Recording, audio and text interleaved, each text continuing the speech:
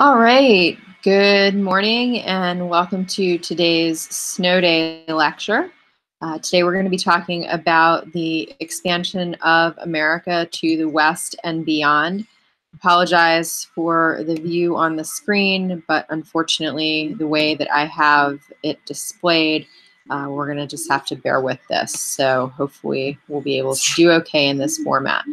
Just to recap, we're now on to our third objective for Unit 1. First objective looked at the political eras of Reconstruction in the Gilded Age and how they impacted the social and economic realms of the nation. Our second bullet point took a look at the rise of industry, and this was, of course, the subject of the lecture earlier this week. We took a look at how it impacted the political, social, and economic climates of the United States, excuse me. And lastly, we're going to be discussing today and for the remainder of this week the challenges and triumphs faced by the United States in the age of expansion. So this is going to target the last essential question, which is really going to look at the United States from 1870s to about 1900. And we'll be talking specifically about the ways that the nation expanded during this time period. This era was truly an era of opportunity for individuals in both the South and the West. Of course, in the South, we're dealing with the recovery of the devastation from the Civil War, and it's going to need to be rebuilt, which many Northern entrepreneurs are going to capitalize upon, as well as newly freed people. And then in the West, following the Civil War, and even a bit during the Civil War era, we're going to see this expanse of land that's simply ripe for opportunity. By 1860, nearly half of Texas is unsettled, and that's going to rapidly change in the era of Reconstruction and up through the early part of the 20th century. And not only is it going to be opportunity for white settlers, as we're going to discuss, but we are going to see other individuals, including African Americans and Asian Americans, as well as Mexican Americans, take advantage of these opportunities. We can divide Western expansion of the United States into several eras displayed on the map here. Of course, if we look way back to the immediate post-Louisiana Purchase time, we saw Lewis and Clark's expedition exploring the basically Midwest and Northwest of the United States at the behest of Thomas Jefferson. And although they did not officially settle in these areas, the information that they obtained during their travels would later help settlers take advantage of these opportunities. And then it's going to be about 15 years before any additional expansion occurs, and that's going to take place largely into present-day New Mexico on the Santa Fe Trail. As children, many of you probably played the game Oregon Trail, and if you're bored on this snow day, you can actually check it out online. You can still play it free. But this was the first mass movement of settlers into the area that is today the Pacific Northwest, hence the name Oregon Trail. And the trail originated, in Missouri, and then took settlers along a specified westward path for settlement beginning in 1841. We also see on this map the short-lived Pony Express, which was around during the era of the Civil War, and then in 1869, the completion of the game-changing Transcontinental Railroad.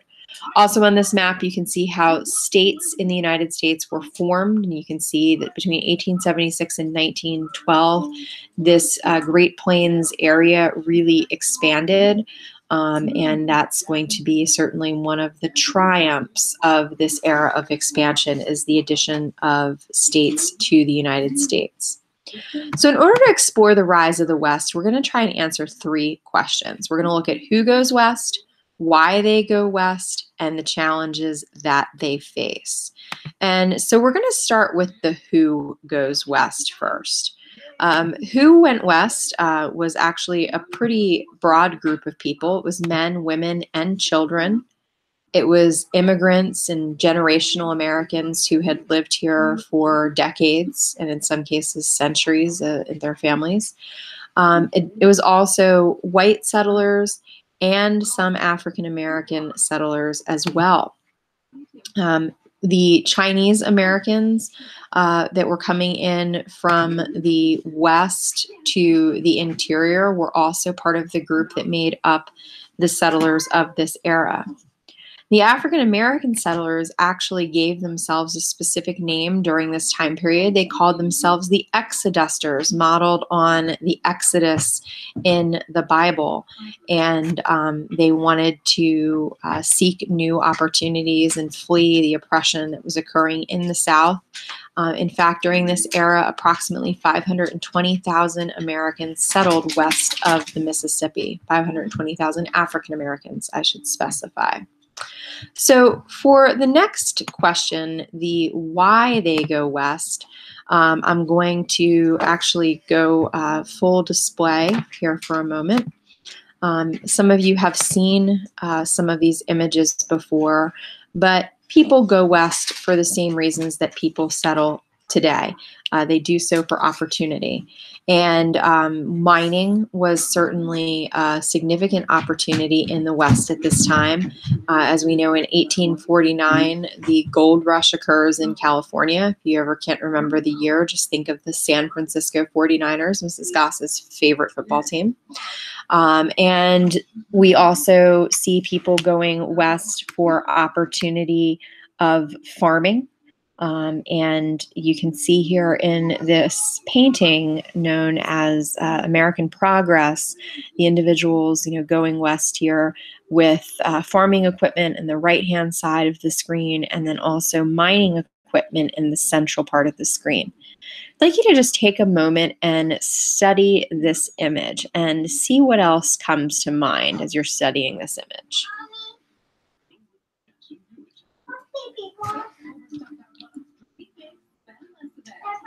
Oh my God.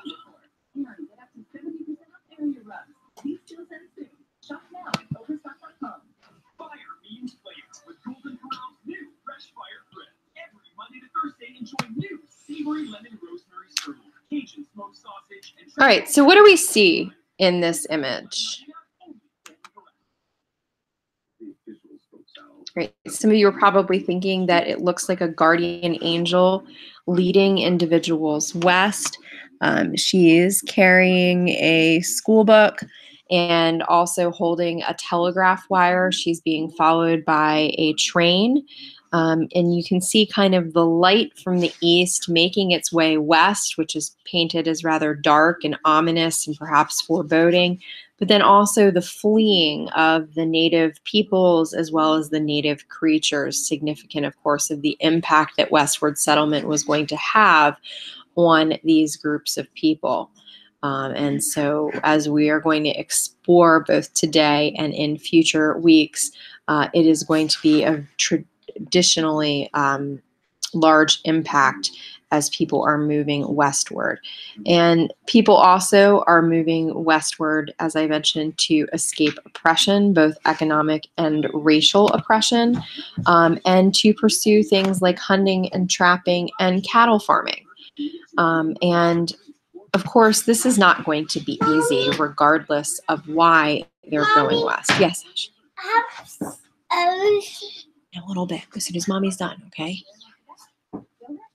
So some of the challenges that they faced included occupational hazards. Of course, mining is not a very safe profession, and many individuals were killed in the mines of California, in Nevada, where silver mining was common, in Colorado, where there was a bit of copper mining.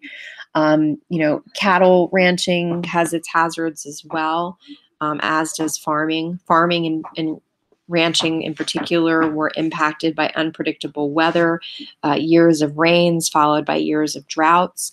The individuals that settled the West were also tremendously isolated, and it's actually going to be out of this isolation that we'll see the very first farming cooperatives form in an attempt to get socialization opportunities as well as better prices on goods. We're also going to see the growth of the railroad, which, while a positive for America, is going to take property away from westward settlers. And then, of course, most notably, the impact on Native Americans. So at this time, what I would like you to do is to take a look in the course documents section of the website under Unit 1, and you're going to see a series of documents related to the treatment of Native Americans at this time. I'd like you to read through those documents and give some consideration to the ultimate impact of westward settlement, so that you would be able to cite examples of this impact in a test or work situation. So please pause and take a look at those documents now.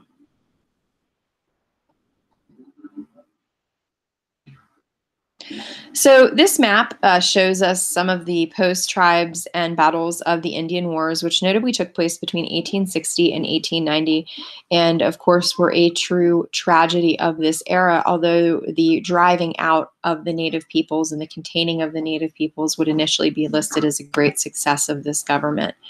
The relationship between the government and Native Americans was one built on deceit. The deceit began rather early. In 1851, the very first known treaty of this era was written between Native tribes and the government at Fort Laramie. And it was actually the beginnings of the reservation system, as the natives from the Plains area were moved to places like Oklahoma, where we already had seen some natives settled and which was officially deemed Indian territory, while others were moved into the Dakotas onto reservations. Unfortunately, for the Native peoples, some of these reservations would soon found to be rich with minerals, and so the government again tried to push the natives off of these lands. In fact, during the Civil War, one of the most tragic massacres of this era took place in Sand Creek, which is located in the Four States region of the American Southwest. The Sand Creek Massacre affected a group of natives who were promised protection and peaceful settlement, and instead were massacred by Colonel John Chivington and his soldiers. In 1867, there was an official attempt to establish the Indian Peace Commission, which would promote the reservation system and also call for an end to massacres. But unfortunately, American military actions against soldiers would continue. And in what would famously become known as Custer's Last Stand in 1874, the Battle of Little Bighorn, when Custer was attempting supposedly to return rampaging Sioux to their reservations, 210 U.S. soldiers were killed by approximately 2,500 Sioux Indians. And at this time, their leader, Sitting Bull, fled to Canada. He would later return and be greatly diminished as a leader in the Native American community, and at points in time almost become like an American sideshow. So that was very tragic. This era was part of the Great Sioux War against the American government, which, as I'm sure we can begin to understand, was largely a result of the American government's mistreatment of the natives, which really is encapsulated in 1890 in the Wounded Knee Massacre. Ashley, when I'm done recording, we'll consider it, but you need to stop. Get down. The Wounded Knee Massacre took place in South Dakota, along the Wounded Knee Creek on December 29th, 1890, and 200 Lakota Sioux were killed by U.S. Army soldiers. 25 soldiers also died in the fighting, but this would really be the last stand of the Native Americans during this era and would symbolize, in a way, truly the end of Native American life on the plains. In the end, we can identify this aspect of our expansion as a century of dishonor, Former President Rutherford B. Hayes admitted while in office that many, if not most, of our Indian wars have had their origin in broken promises by the United States government and acts of injustice on their part as well. And you can see here this land sale that's advertising Indian lands. The Indians certainly weren't reimbursed for the lands, nor were they asked if they wanted to sell it. And there was a book published in this time period known as A Century of Dishonor, and published in 1881 by a woman by the name of Helen Hunt Jackson. And it was kind of the Uncle Tom's Cabin expose on the American government's treatment of the natives. There were attempts as well to Americanize the natives during this time period, the most famous being the Dawes Severalty Act in 1887, which basically promised land to natives who were willing to Americanize by changing their names and adopting American ways of life. But that, of course, was meaning to eradicate culture from the natives. And it was just another nail in the metaphorical coffin to ruining their culture completely. So from this era, we can move as well into another area, and that is, of course, to that of the cowboy way of life, which many of us think of when we think of the Wild, Wild West. Most of the growth in the cattle industry led to, obviously, growth and opportunities for individuals to make their living as cowboys. During the 20 years after the Civil War, some 40,000 cowboys roamed the Great Plains, and they were typically young men, average age of 24, and from diverse backgrounds. In fact, a substantial amount of cowboys were not white, as what we see depicted in the Westerns that are on television, but instead were African American and or most commonly Mexican American. Mexican American cowboys were really the heart of the cowboy movement and taught most cowboys their ways of life and living. But as we move through this era, the expansion of the railroad industry, which would allow cattle to be transported east more easily, and then eventually the creation of the refrigerated railway car in 1869 and its expansion in subsequent decades would also affect the industry, because cattle could now be slaughtered on site and the meat could be shipped west. But in 1873, the real change to the cattle industry comes with the invention of barbed wire by Joseph Glidden. And so now cattle can be contained. They don't have to be monitored and driven from place to place by cowboys. And then also the erection of barbed wire fences is going to prevent the open range system from furthering. And so therefore, we're going to eventually see the end of this way of life. One final aspect of this way of life that I want to address before we discuss the end of the frontier is the concept of homesteading. Homesteading, of course, grew with the passage of the Homestead Act of 1862, which gave 160 acres to anybody who paid a $10 filing fee and was willing to live on and homestead the land for a minimum period of 5 years. Homesteading was a very difficult way of life. There were not lots of building materials in the West, so many individuals constructed houses from sod. You can see here this particular house is an example of a sod house. Sod houses were dank and damp and not suitable to live in, but very many options. For fuel, they often burned cattle dung, so I'm sure you can imagine how well that may have smelled. And then they were also impacted by drought for periods of time throughout this era. There were droughts and then dust storms so bad people ended up fleeing back to the east once they had come from, because they felt that they were not cut out for this way of life. In the end, In 1893, the official end to the frontier is declared with the publication of American historian Frederick Jackson Turner's Frontier Thesis. He stated in it, 4 centuries from the discovery of America, at the end of 100 years under the Constitution, the frontier has gone, and with its going closed the first period of American history. The 1890 census showed that that you could no longer locate a continuous frontier line past which population thinned out to fewer than 2 people per square mile. There were now more than 3 people per square mile throughout the American frontier.